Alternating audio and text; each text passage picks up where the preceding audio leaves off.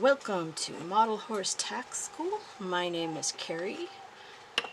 Today we're going to see if we can solder jump rings. And then you ask, why solder jump rings? Well, sometimes when you're doing a cinch or a string girth, you want to put what I would call a tongue on it, right? These are just needles. I've usually pretty cheap at wherever sewing store. So I just snipped off the pinhead. Pinhead I used on another project, and then I have the leftover. And these are nice and strong. So what I would do, let's go ahead and turn that into an eye. I'm sorry, is that an eye? Yeah, I guess that is an eye. And we would then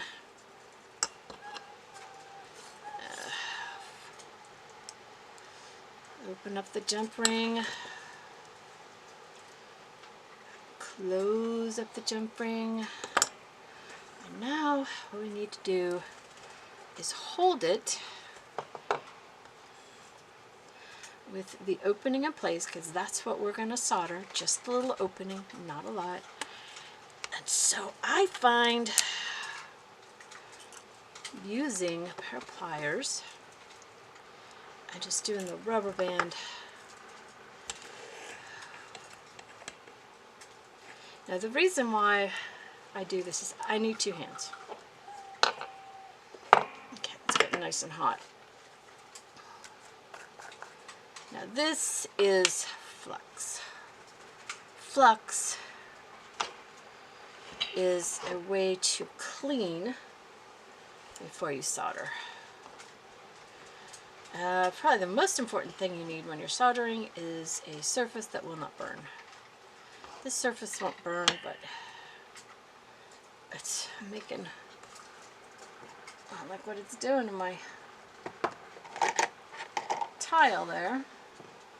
Okay, so the first thing I would do, oh man, it's smoking, is dip it in the flux. Right, and it's probably too much flux.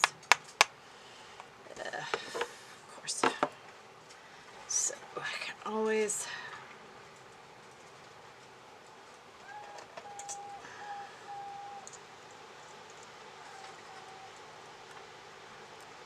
there you go. Now I haven't used this thing in a while. So let's find exactly where that opening is. There we go. And what we want to do is get it really hot. And you can come from under, and then when it's hot enough, the solder is just going to melt. Now, the biggest problem I have here is galvanized wire, so let's see.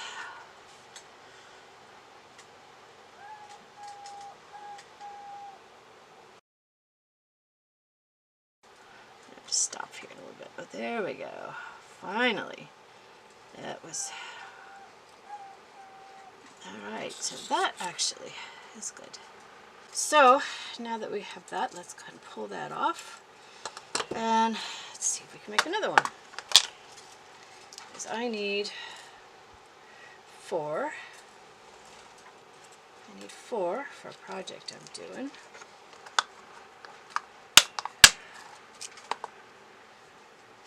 Let's see. And then this way,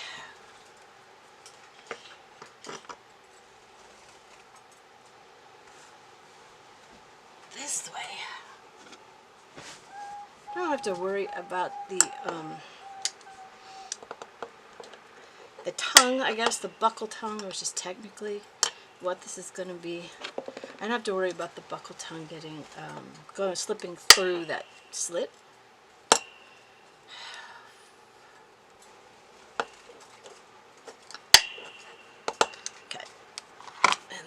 Those I'll use later. Alright, so let's see if we can, I do the edge that I took the pin head off, just like that. If you're doing string girths and weaving your own string girths, highly recommend that you solder the closure so the string doesn't come out and the whole thing doesn't fall apart on you.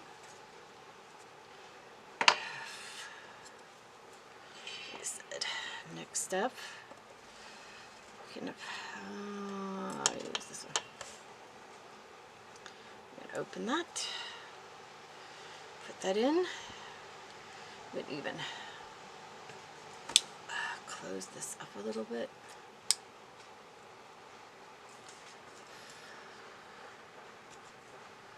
There we go.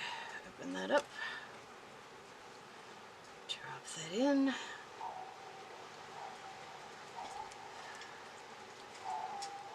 Close that up a little bit. Hopefully with repetition you'll see it. You don't want this to be too tiny. That's what I found. It's just easier getting through leather to have it bigger, especially if you're going to use leather billets. So, and I plan to use leather billets. So let's see if we can, yeah, it's off just a little bit. So might make that just a little bit smaller. It's a big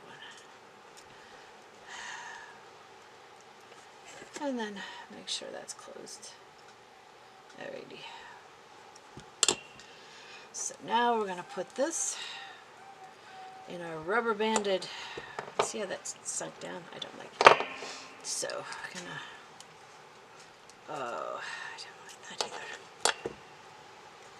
Try that again. See, with me you get to see all the mistakes. No perfection here. Alright.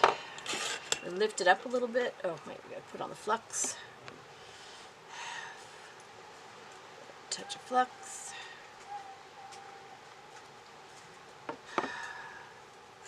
And get your needle out of the way. Now this metal gets really, really hot, and that's why we want to not touch it. So the most important thing is you have to get the ring really, really hot. Until that metal is really, really hot, you're not going to get the solder to melt. So we want to be patient.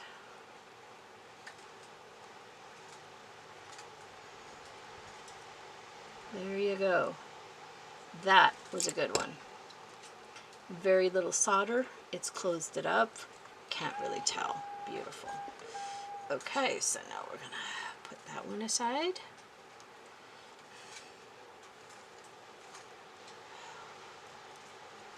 Is that good? Still see it, but I think I just ruined it.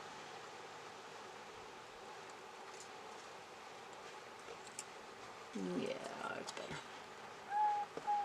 A little bit more solder. Alrighty.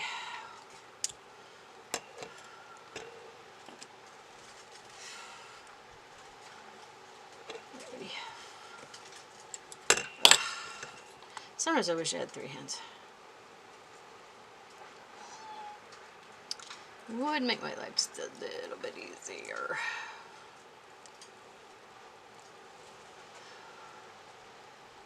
So apparently I got a little bit of plastic on my soldering gun, and so it's smoking really bad. They're not supposed to do that, but I'm not sure where my other soldering gun is because I have more than one. Because, you know, I'm old and I could afford things like that once upon a time. So, right. And again, go in here. Both have to be hot. And when it's hot enough, you'll just see that the solder just melts. Type of solder, I don't know if it matters. I like this because I can hold it in one hand like it's a pencil and distribute it. I have other solder that you could just cut a piece off. I tend to use that for Not this soldering. It's thicker than this. I use it for special like cantle rolls on Western saddles. I can get a good roll. Come on. Patience.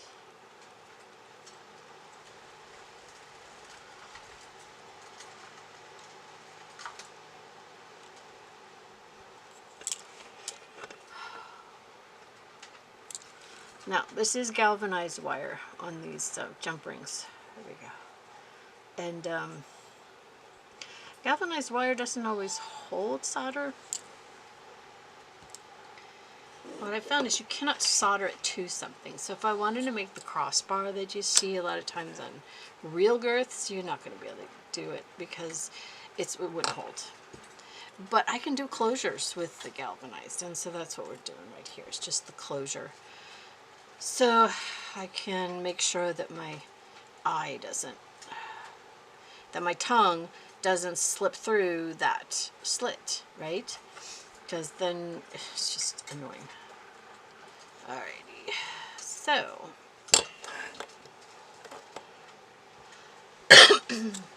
last one, and excuse me for coughing, but this is putting off a plasticky, burnt plastic smell. And we're so close to done. Let's do the last one.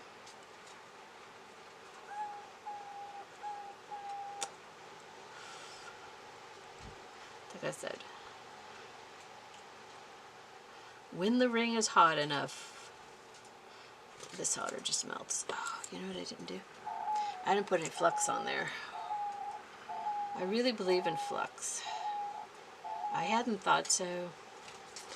I did a whole bunch without flux, and it was a pain. And then one day I said, you know, I should try using flux. And man, did it make a difference to the solder adhering. There we go. See, it's on both sides. It leaked right in, just like it's supposed to. It melts, leaks right where you want it. All right, let me unplug my solder gun here, so it stops putting off that smell. Let me see. Put that down. I can take the rubber band off.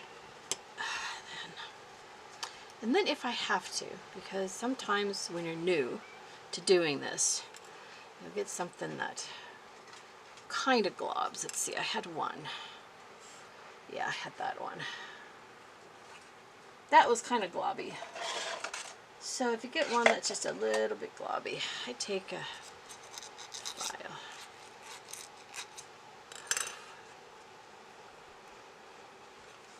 You can take a file, just kind of unglobulate it. Of course, you want to be careful when you do it that you don't accidentally just take all the solder off. Now, the first time I did this, I had to unglobulate every single jump ring because I just used too much. And you don't need to use too much. Just use a dab, just a little bit. But anyways, there we go. So I've unglobulated it. And now, because I know it's not going to fall apart, I would actually put my, when I go to make whatever, I could actually put this right where that opening is, and it's not going to fall out when I'm tacking up. So that's the importance of your, oh, and as far as cutting these, I could cut them now, I suppose. That might be a good question. So what I would do, fold it over, make sure the eye is that way. Don't cut it this way, it'll be too short. I'm going to cut it that way, exactly over, and then I cut it into something here to catch it, because these things hurt when you step on them, so you don't want to have that happen. I'm sorry, I don't have any other place to put this till it dries. So anyways, you want to push it in, and then you want to cut it just a little bit past. So don't go even or it'll be too small. You want to go just a little bit past like that. And if your tool makes sharp edges, then you'll want to